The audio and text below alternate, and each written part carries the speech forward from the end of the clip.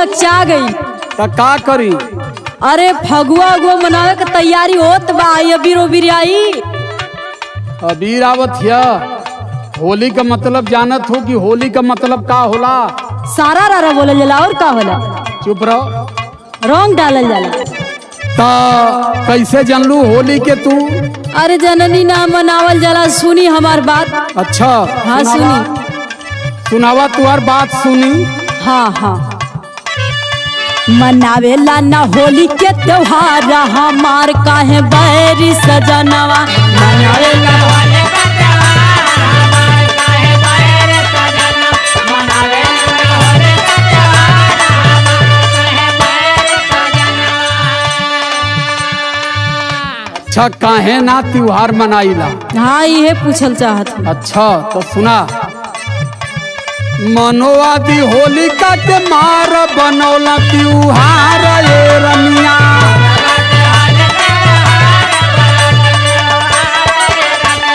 मनोवादी होलिका के मार बनौला त्योहार। मनोवादी होलिका राजा हिरण्यकश्यप के बहिन रह। अच्छा अपने समाज के रहल, पिछड़े समाज के रहल। ओके मार के तई कुल होली का त्योहार बनौला। जानत हो? अरे का बतियावत थी? सुनी हम बतावत थी। अच्छा तो मरले बतावा। ना सुनी हम बतावत थी का कहत थी। केहू नहीं मारल होलिका जरी गइली अगिया।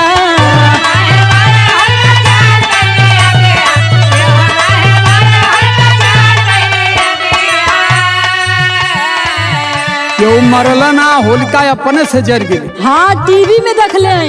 अच्छा हाँ टीवी में देख ले। टीवी वाले तो और गोबर घुरोसलन लोगन में। का बतियाव? का देखलू? अरे टीवी में देखली कि होलिका जौन रहली अपने भतीजा के लेके वही चिता पर बैठी गई आगे। अच्छा आउ तो खुदे जर गई। वो जर गई, भतीजा बच गए। वाह। हाँ सुनी बार हमार देवी। बात। सुनी हमार बात सुनी। केहू नहीं मारल होलिका जरी गइली अगिया।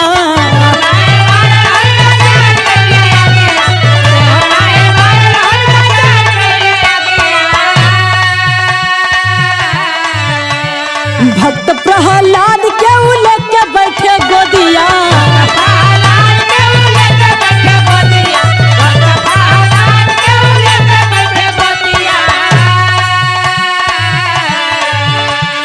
भक्त के हाँ भक्त के बचावे पालनहार हमार काहे बैरी सजनवा। भक्त के बचावे पालनहार हमार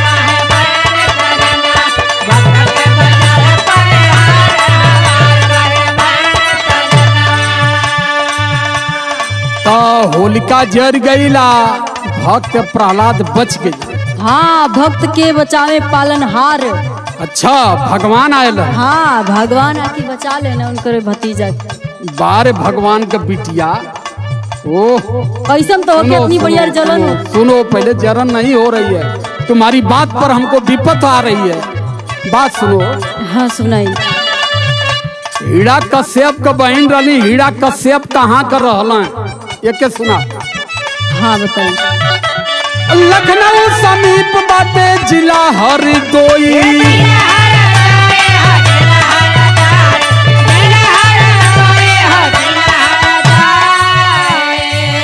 लखनऊ के बगल में जिला हरदोई हो, जहाँ राजा हिरण्यकश्यप का राज रहा, उनका राजधानी रहा। हरदोई का नाम यह बदेवपुर रखला है कि राजा हिरण्यकश्यप हरि के नाम माने, हरि माने पंडित।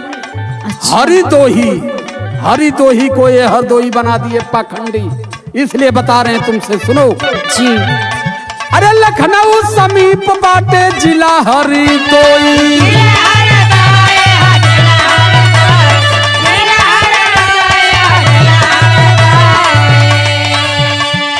होलिका बहिन हिरणा यारी विद्रोही।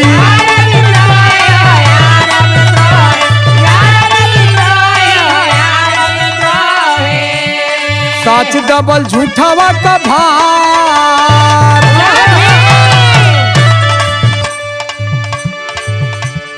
साच दबल झूठावा का भार बनौला त्योहार ये रनिया।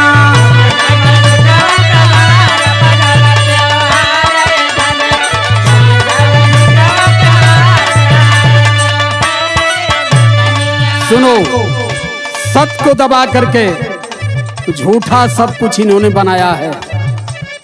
अभी जो बता रहे हैं, राजा हिरण्यकश्यप का बेटा प्रहलाद था और प्रहलाद को यारियों ने फंसा दिया और यारियों ने फंसा करके उसे गांजा भांग चरस अफीम दारू शराब पिला करके उसको बर्बाद करने का काम किया।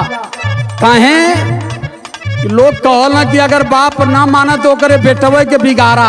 आर्य बंसी कहे कि राजा हिरण्यकश्यप मानने वाला नहीं है, ये ब्राह्मणों की पूजा नहीं करेगा, इसके बेटे को तोड़ो। बेटा के फुरला, बेटा के नशा नशेद बना देलन। बेटा नशा करे लगल, गांजा भांग चरस अफीम कुल पिया के वो लड़का के प्रहलाद के बेकार करे लगलन। आज जब बेकार करे लगलन तो भयल का। हाँ बताइए। अरे मदरा पिए देखा प्रहलाद लाल नवा,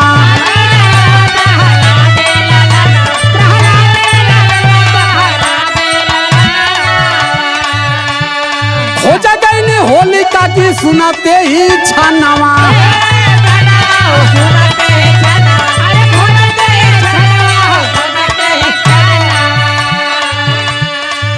होली जौन मनावल जले वही होली के पूर्वासी के होलिका का शादी रहल जी। आ होलिका का शादी रहल, राजा हिरण्यकश्यप भगा देलन। राजा हिरण्यकश्यप भगा देलन घर से प्रहलाद के कि अगर तुम्हें ब्राह्मणों की संगत अच्छी है तो भाग जाओ यहाँ से। और जब घर से भगा देलन तो उनका फुआ रही होलिका, कली एक गठे भतीजा, कम से कम चलियों के भोजन करा दी। चोरी चोरी घर से भोजन लेकर के होलिका जब जंगल में जाती है, और जब होलिका जंगल में जाती है तो उस समय प्रहलाद जो है नशा में धुत था और 7 ब्राह्मण पुत्रों ने होलिका को जबरदस्ती पकड़ करके घसीट करके ले गए और बलात्कार किए उसके साथ। सुनो, बलात्कार किए और उसी रात को होलिका को आनन फानन में वो सब आग के हवाले किए। होली काहे पिछड़े समाज पर थोपल गई, होली के सरर अर पिछड़ा समाज काहे कराला, ये बतावत है।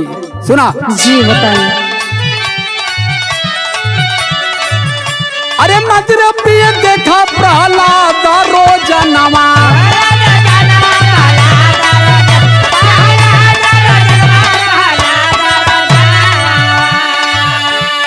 हो जा गईल होलिका ही सुनाते ही छनवा।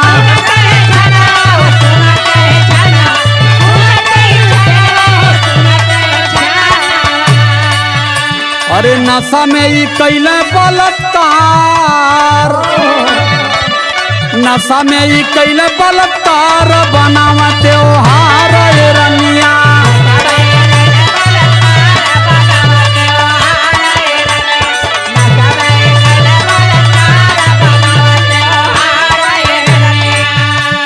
होलिका के साथ ये सब बलात्कार किए। कलंक कि अगर भाई राजा हो जान जाई तो बहने मुआ दी। होलिका को ले गए उस झाड़ी में छुपा करके और केहू का गोहरा मड़ई पतई ऊख जौन पोनो ले जाके गांच के होलिका के जरावे के प्रयास कैलन। होलिका पूर्ण रूप से मरी नहीं थी, बेहोश थी। आग की लपेट से भगने लगी। जब भगने लगती है तो चारों तरफ से घेर घेर करके, जैसे लोग होलिका जरावा ना होल लड़ी करते हैं चारों तरफ, वही संस्कार आज भी सब स्थापित किए। जब वो लड़की भागने लगी तो उसे घेर घेर करके लाठियों से मार मार करके हिरण्यकश्यप की बहन होलिका को जलाए। और जब होलिका को जलाते हैं तो होता है क्या, अरे नशा में वो कैला बलात्कार बनौला त्योहार ये रनिया।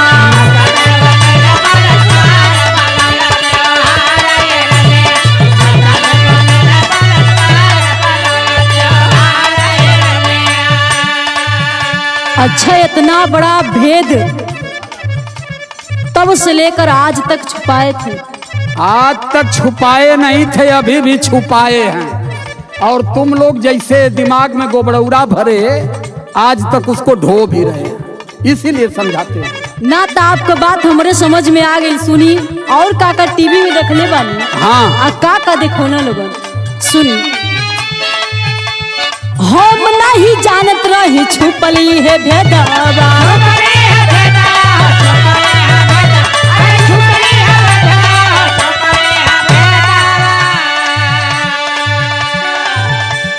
टीवी पर देखावे ला बताव जवन बेदवा।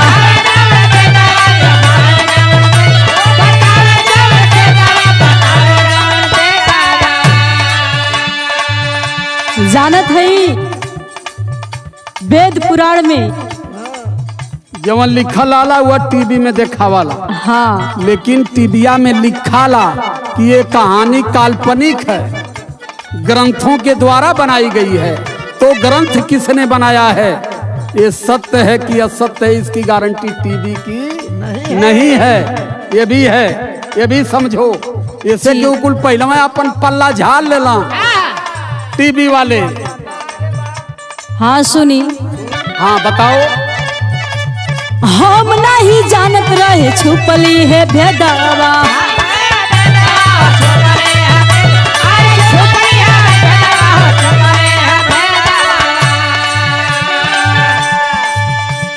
टीवी पर देखावे ला बताव जवन बेदवा।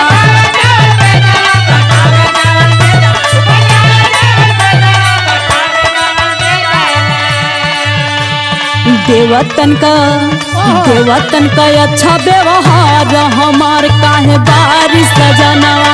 देवतन के अच्छा व्यवहार हमार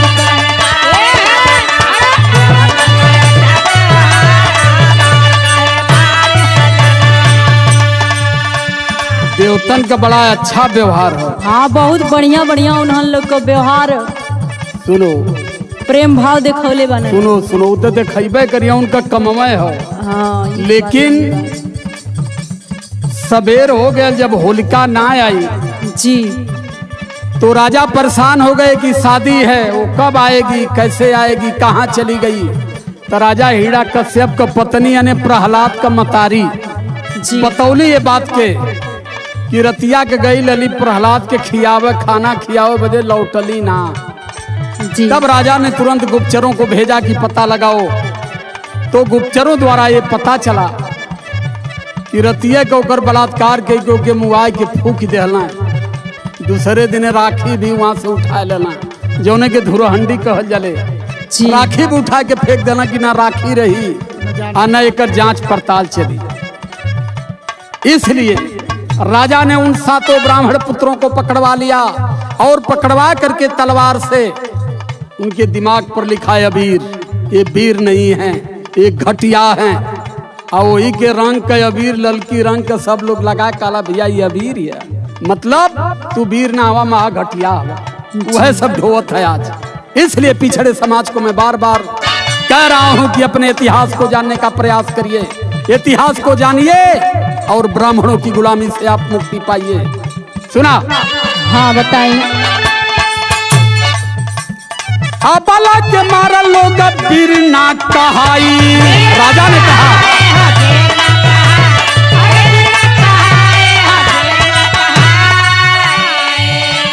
ये हमारे राजा बाबू उर्फ धर्मेंद्र, हमारे धर्मेंद्र राजा बाबू शानदार उम्मीदवार भी हैं और जनसेवा में बाबा साहब के विचारों में, मान्यवर कांसीराम साहब के विचारों को सार्थक करने के लिए लगातार चलने का प्रयास करते हैं। मैं बहुत बहुत धन्यवाद करता हूं अपने राजा बाबू को। राजा ने कहा था कि जो अबला के साथ बलात्कार किया, अबला की हत्या किया, वो वीर नहीं हो सकता। अरे अबला के मारल लोग वीर ना कहाई।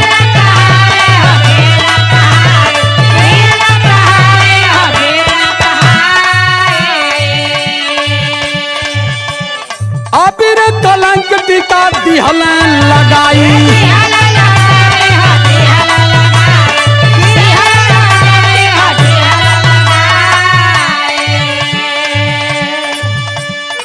घुमौला पर गधा पर सवार। राजा ने उस 7 ब्राह्मणों को गधे पर बैठा करके माथे पर कलंक लिखा कि ये अबीर हैं जिसे आज भी पिछड़ा समाज ढो रहा है। अबीर लगा के गले लगल।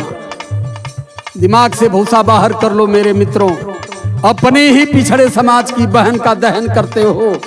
और अबीर का मतलब अबीर मने जो महिलाओं का बलात्कारी है, जो महिलाओं का हत्यारा है, उस चीज को अपने माथ पर तिलक दे करके आप खुशी मनाते हो।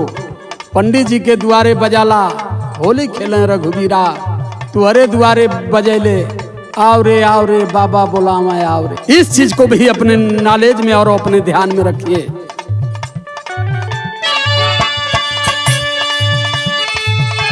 अरे अबीर कलंक टीका दिहले,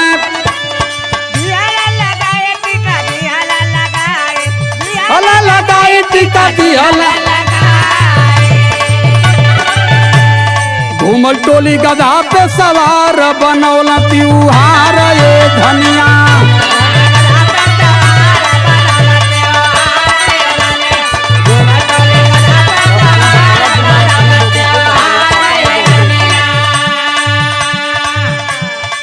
समझ में आयल? एकदम समझ में आ गई। यही से अपने लोगन के बहुजन समाज को 85 मूल निवासी को यही बताना चाहूंगी कि ये पाखंडवाद के भ्रम से बाहर निकली और ये सब भ्रम की छोड़े का काम करी, बाबा साहब के रास्ते पर चले का काम करी। कैसे साहब? बोला मत सारा रारा मोर बहुजनवा,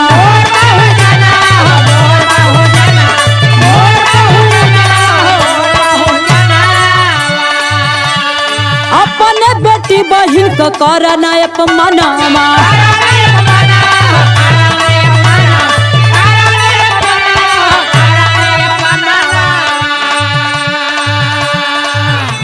नितेश कंचन कहे राजकुमार हमार काहे बैरी सजनवा, नितेश कंचन कहे राजकुमार हमार काहे बैरी सजनवा।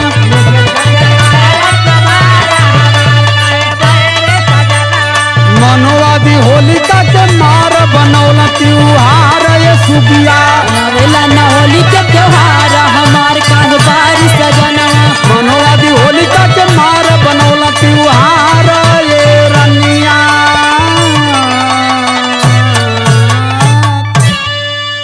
जय भीम। सादर जय भीम, नमो बुद्धाय।